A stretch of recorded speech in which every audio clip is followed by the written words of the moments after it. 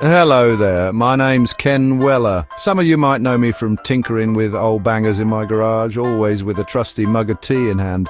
I've spent more years than I care to count with my head under a bonnet, getting to know the ins and outs of what makes our cars tick.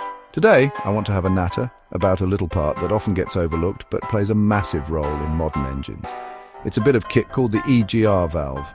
It sounds terribly technical, I know, but stick with me. I promise to break it down so it all makes sense. It's a fascinating piece of engineering, really. So, what on earth is an EGR valve? Well, EGR stands for exhaust gas recirculation.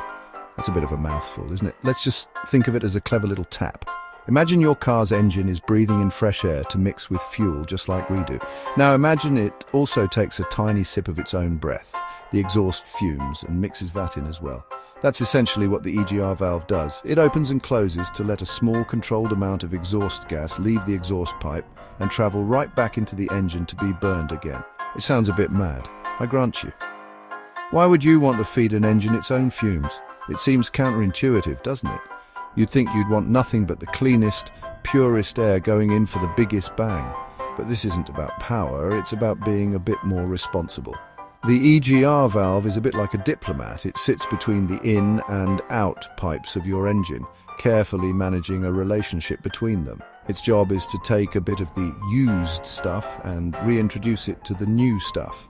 This whole process is managed by the car's computer, the ECU, which tells the valve precisely when to open and how much gas to let through. It's a small component, usually a metal mushroom-shaped valve housed in a casing with a pipe on either side, but its job is crucial. It's a key player in the emissions control system of almost every modern petrol and diesel car on the road today.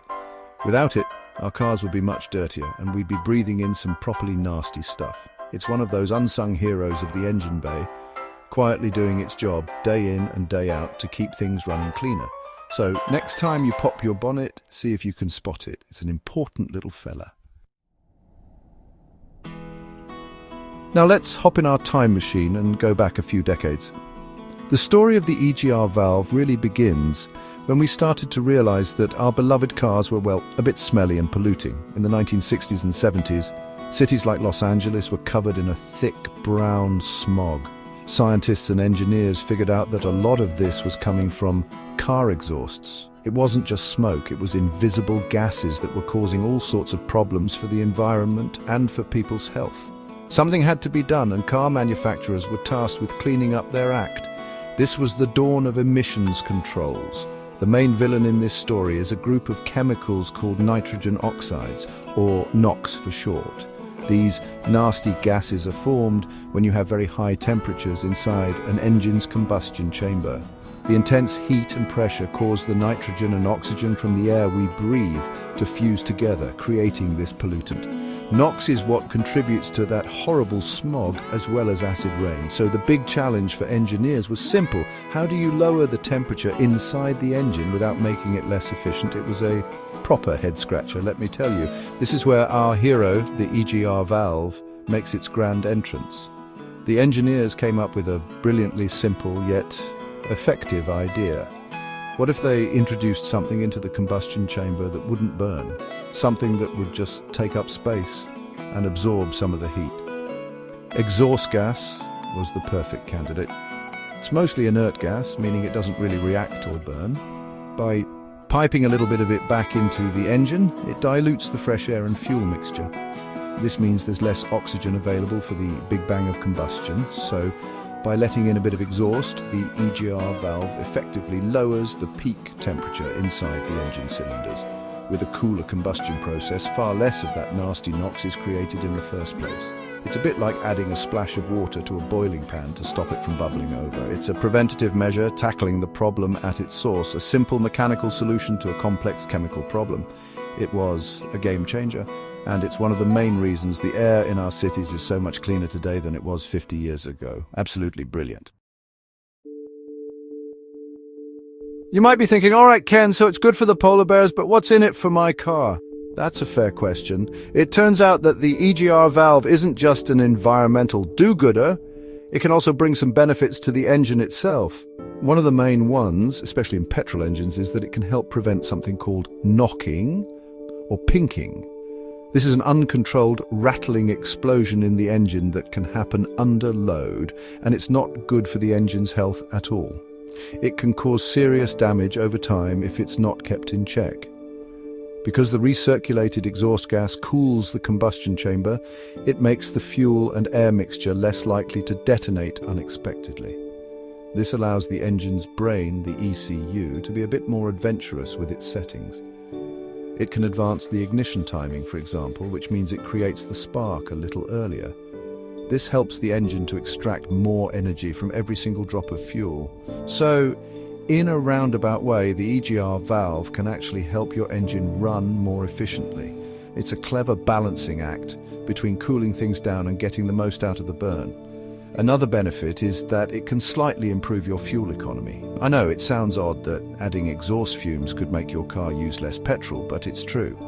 By lowering the combustion temperatures, there's less heat being wasted and lost through the exhaust pipe. More of that energy is used to actually push the pistons down and turn the wheels. It's not a massive difference. You won't suddenly double your miles per gallon, but over the lifetime of a car, those small savings all add up. It's all part of the grand design of making modern engines as efficient as possible. And for diesel engines, the EGR valve is even more critical. Diesels naturally produce a lot more NOx than petrol engines because they run hotter and with more air. The EGR system on a diesel is often more complex, sometimes even featuring a cooler to chill the exhaust gas before it goes back into the engine. This makes it even more effective at its job. So, while its main purpose was always to cut pollution, the EGR valve has become an integral part of engine management, helping to keep things running smoothly, efficiently, and for longer. It's a proper team player. Of course, nothing is perfect, and our little EGR valve is no exception. Like any mechanical part, especially one that lives in such a harsh environment, things can and do go wrong. The biggest problem the EGR valve faces is carbon buildup. Think about what it's dealing with all day: hot, sooty exhaust gas.